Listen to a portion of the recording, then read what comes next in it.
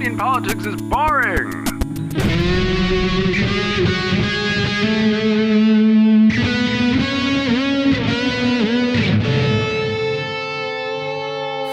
Hello and welcome to Canadian Politics is Boring, the show with me, Reese, and Jesse, and Jesse, and Jesse, and Jesse, and Reese again. So 3 Jessies and 2 Reeses equals a hell of a good time. But sadly, only 2 could turn up today, so less of a good time.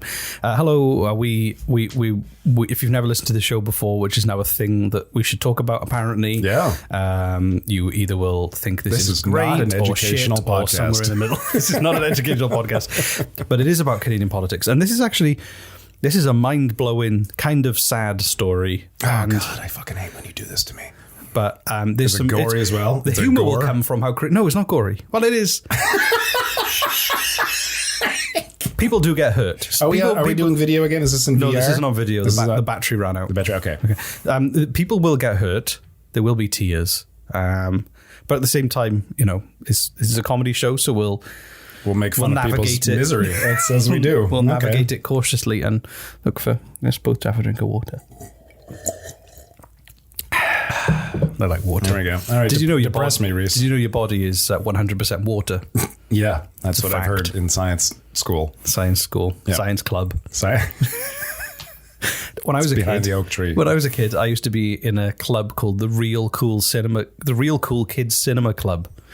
And the Real Cool Kids Cinema Club? And in one of the old miners' institutes, which was basically the coal miners in Wales and across the UK would all pay a certain percentage of their wage towards building an institute. And in that institute, there would be like a theatre and a library, and they would teach each other to read because a lot of them hadn't been to school and things. So, that's actually really... This is cool. What? So this is really cool. So hold on. So the coal miners would... They would start working...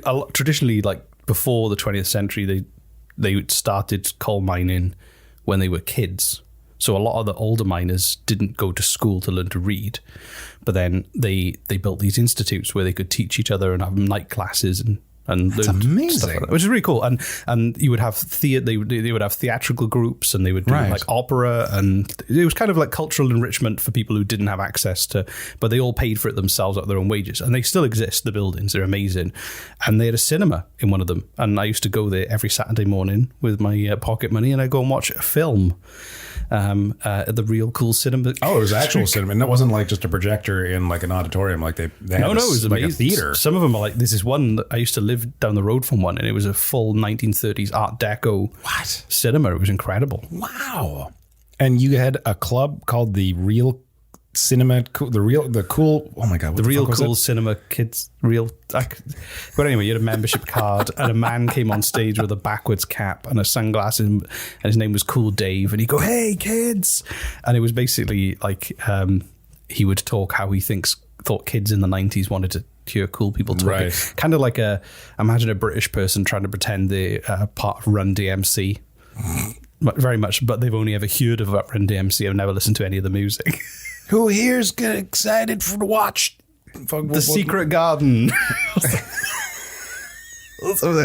Saving Private Ryan. So my point was all my science knowledge comes from that club as a kid. I don't remember much of school, but I remember all the films I watched. Was about that's where you learned science, was from the films that Cool Dave decided to show you. Yeah, like I don't know, Ace Ventura. Very scientifically accurate. Bill and Ted. Yeah. Well, I watched the sequel last night, by the way. It's very good. Is it? Bill and Ted Face the Music. Yeah. If you're a fan, it's a great sequel. It's an unnecessary sequel because it just doesn't need to exist, but I'm glad it does. Yeah. Like it doesn't wrap up a story that wasn't like it was hanging open for 25 years or anything like that. With a cliffhanger at the end of Bill and Ted's Bogus Journey that I've been waiting all my life. No, it's a really fun movie, honestly. Anyway, should we talk about Canadian politics? I mean, we often do. You learned about the Miners' Institutes. That's cool. That's true. That was Welsh politics. Yeah. Kind of. Yeah, it was. Was it political? Yeah, it was. They were kind of part of the left-wing Labour movement, so technically it was. But let's learn about Canadian we're getting dangerously close to politics. Let's talk about something else. Yeah, I know. This episode is... Have you ever heard of Winnipeg's Bloody Saturday? Oh, God, no. Oh, fuck. All right. No, I haven't. My cool kids club was on Saturdays too. Same as Winnipeg's bloody Saturday. Anyway, so this is going to be depressing. So the Winnipeg General Strike. Have you heard of that? No. Have you heard of Winnipeg? Yes. Okay, cool, good. And the word strike. You put them together. Of 1919 was one of the most famous and influential strikes in Canadian history. So basically, for 30,000 people went on strike from across all industries and job descriptions in Winnipeg. Which is a lot of people in 1919. Yeah. For 6 weeks. Canada. For 6 weeks over the summer. For what? What was the purpose of the strike? Well, because they were unhappy with the way that, with the living conditions, with inequality in society there. This isn't like a specific company. This is multiple companies. This was everyone. Multiple employees in multiple companies. Yeah, everyone was pissed off with just the way things were going in the city. Who are they pissed off with? Kind of the ruling elite and all the business owners and politicians. So I'm a little confused. So like this, a general strike is where everyone out of solidarity says, "Yeah, fuck this. I'm not going to work." Oh, okay, so it's not about the specific company they work for. No. It's just like, this is shit. You're all rich. We're not. No, I'm just going to stop doing anything. So it was kind of like a work labor camp sort of scenario, or no. It was just a city. It was the third at the time. It was the third largest city in Canada. Wow. But it obviously is quite isolated. Right. It's quite far away from everything. Especially then, it was harder. Yeah. Tell me about the strike. I don't really. So why were they striking? There were lots. Basically, they were social inequality. Impoverishment with the working class. So they were bad quality living accommodation mixed with low wages, low quality food. Wages were low, prices were rising, employment was unstable. There was a lot of discrimination against new immigrants. So housing and also health, apparently, just healthcare was just almost non-existent if you're poor as well. With the exception of healthcare, I guess my question, I don't know a ton about economics, to be fair, but like, who were they striking against? It just sounds to me like a shitty scenario that just kind of happens. Well, that's the thing with the general strike. Was there a person in charge who could fix this? Well, it was a systematic thing. So general strikes, I think, tend to be when everyone is like, this system is rigged against us. There's nothing we can do about this. And somehow everyone decides to unite at the same time. I've never heard of that before. That's interesting. A general strike is amazing because you just stop everything and the people at the top shit their pants because they're like, it's like, the film Bug's Life, where the bugs finally realize. I love that movie. Yeah. It's basically Bug's Life. I'm going to go home and watch a Bug's Life after this. So a general strike is Bug's Life, where the ants realize that there's way more of them than the crickets. What are they? Crickets. And that if they just... Grasshoppers. And if they just stop listening, then the grasshoppers are actually massively exposed and the minority. Right. So a general strike is that. God, I sound very left-wing. If we all just stop working... scare the shit out of you are the foreign leftist. I know, foreign leftist. So imagine Bug's Life, but in the early 20th century. So 30,000, basically, private, public sector. It didn't really matter. It was almost the entire working population. Wow, just stopped working altogether. So it wasn't about any one person's decision-making process. It was just about the fact that like our living scenario fucking sucks and none of it, we're just going to stop working until people in power above us do something to fix this. Yes. But everyone agreed, everyone working, including the police. The police, but the actual... The police stroke as well. Yep, I'm going to use that as when it's stroke. The stricken? Went on striked. I like stroke. The police, they voted for the police to stay on duty. Because they were like, well, even though everyone's striking, we, the strikers, think the police should remain on duty to keep order. In case we get out of hand? No, just because they thought it was probably a good idea for the police not as to... strickeners? I guess as a prevention to like looting if everyone... Sure.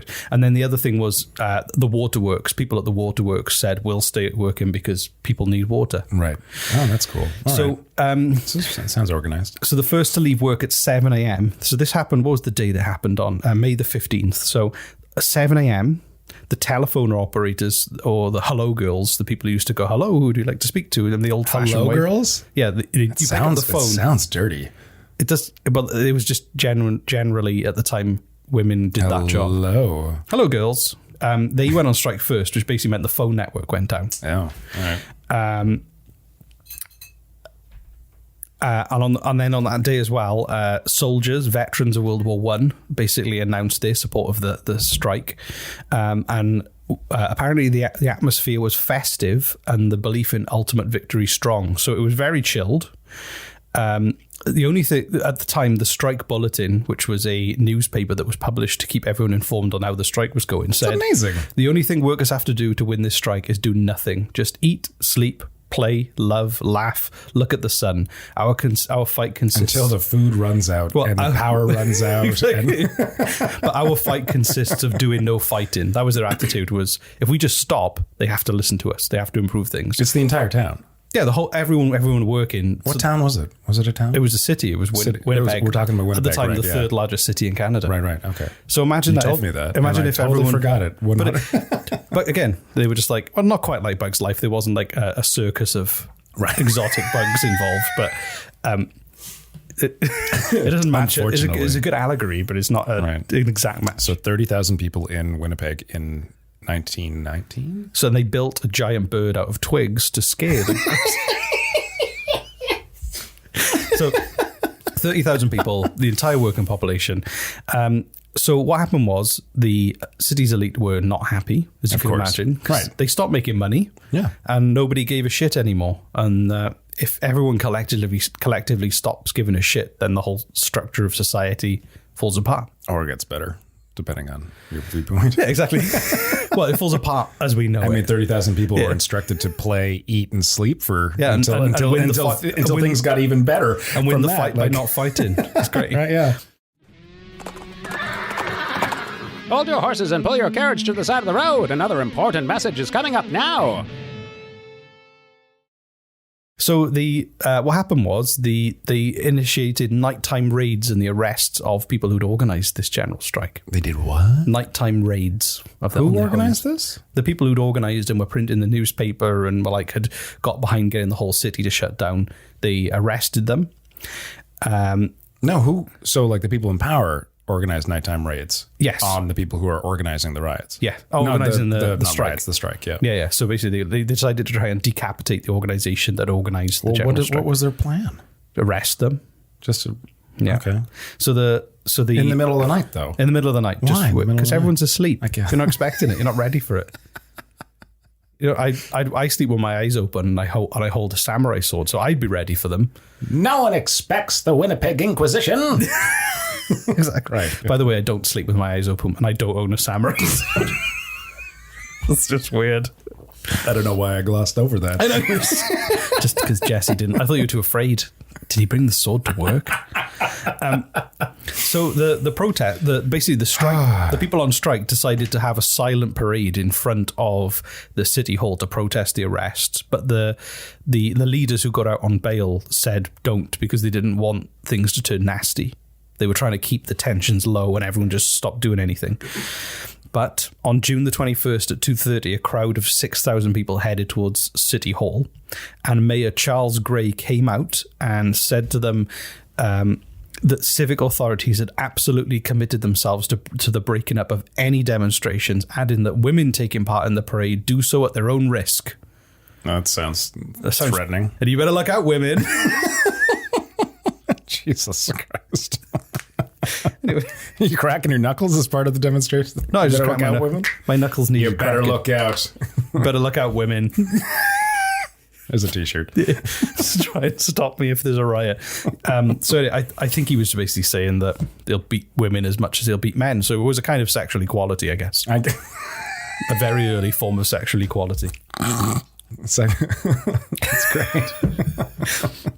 So around the same time as he was berating the crowd, a streetcar was running along the main street there and was surrounded by the crowd. And the car was being run by replacement workers who were basically there to... Oh, scabs. Yeah, scabs. And they rocked the car from side to side. They were unable to tip it over entirely, but they smashed the windows, climbed inside and slashed the seats to set on fire. And there's a picture. of them rocking a very heavy-looking car. Oh, my God. So, it's interesting. Yeah. So the Northwest Mounted Police Headquarters requested emergency assistance. So what happened was they turned up and they arrived with horses and clubs. Who is this again? The Northwest Mounted Police. Okay. Horses and clubs. Horses and clubs. That sounds fun. So they charged the crowd, knocking people down, forcing them off the street, and battered them with clubs. And the crowd started to fight back, so they threw rocks and bricks, and the parade then technically became a riot. I guess it was a riot when they set fire to a thing, but yeah.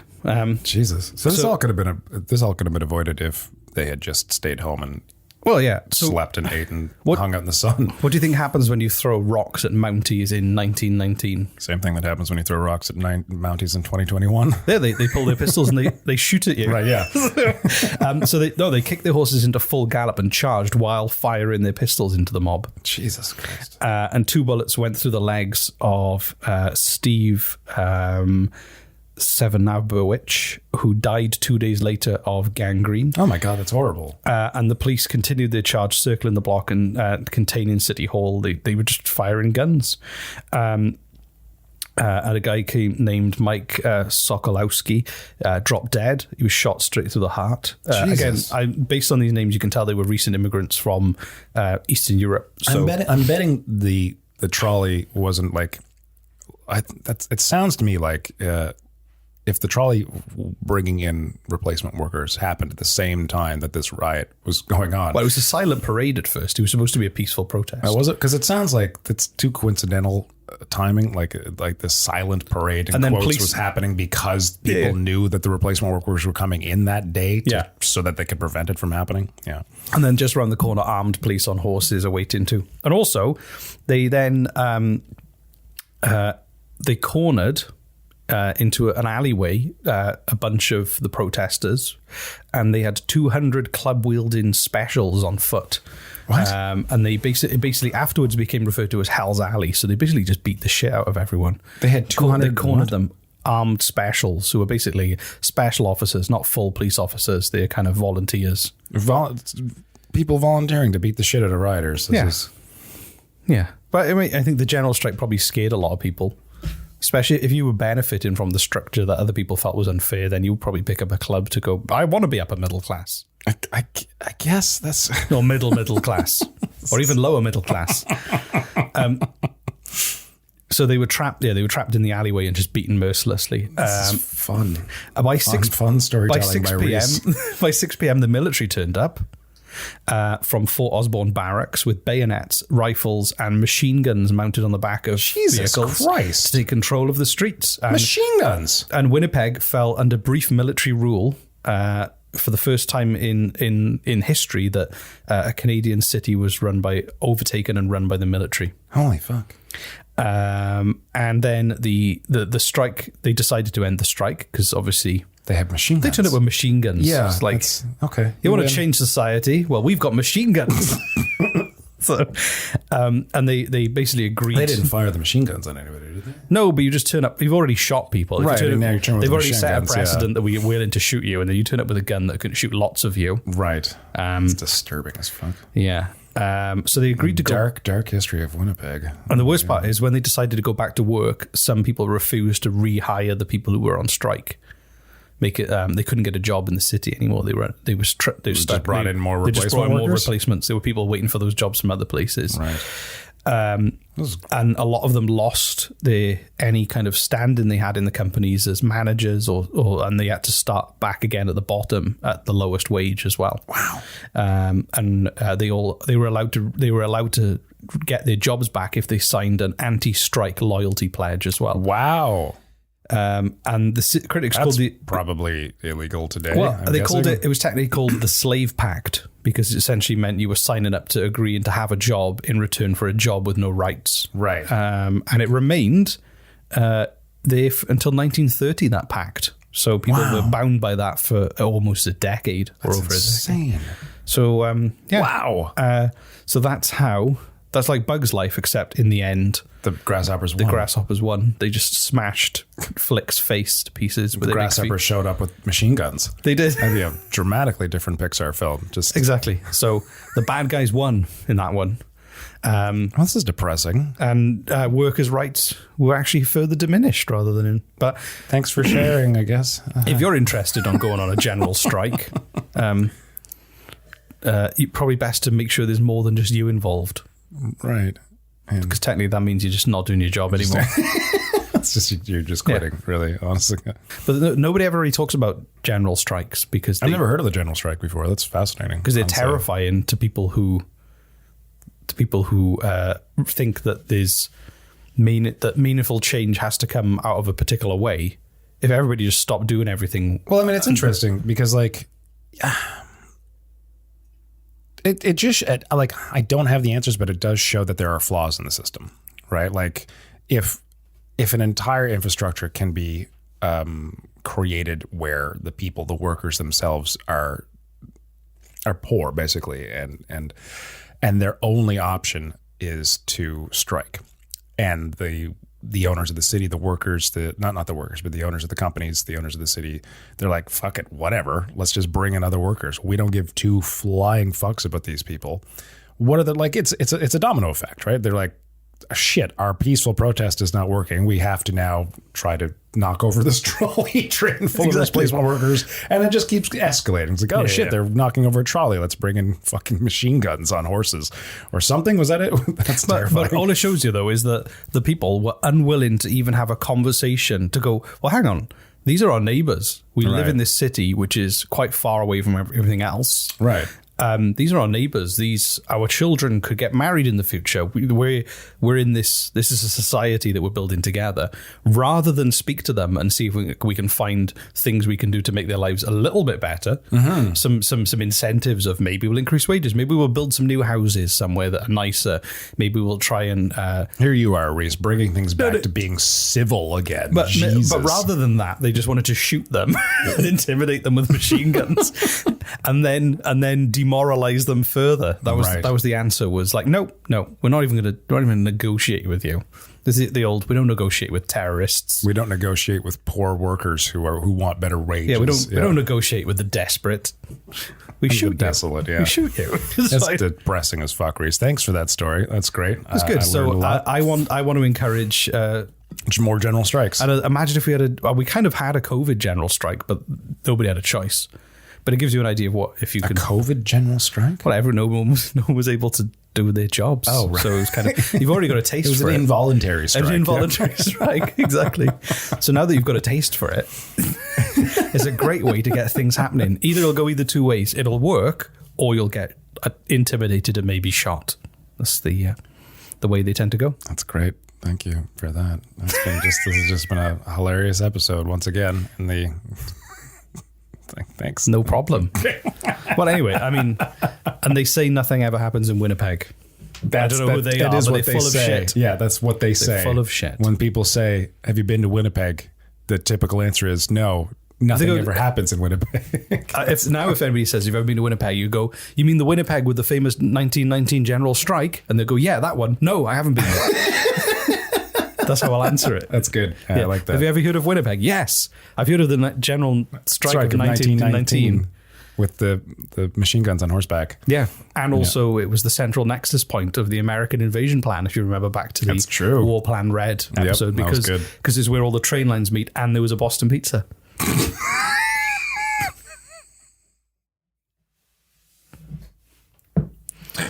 If I remember correctly. You are absolutely remembering accurately. all on Wikipedia. A mind like a steel trap, Reese. All on Wikipedia.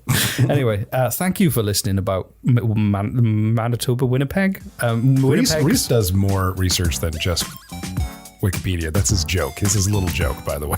I think. Does he do more than just Wikipedia? He's looking back and forth sheepishly.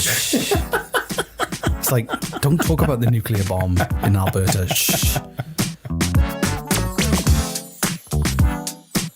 No, I do. Sometimes it's a good starting point because they link to external articles by more reputable sources. So, I think it's valid to reference Winnipeg. Sure. Winnipeg. Yeah, let's reference Winnipeg. They exist, Winnipegopedia.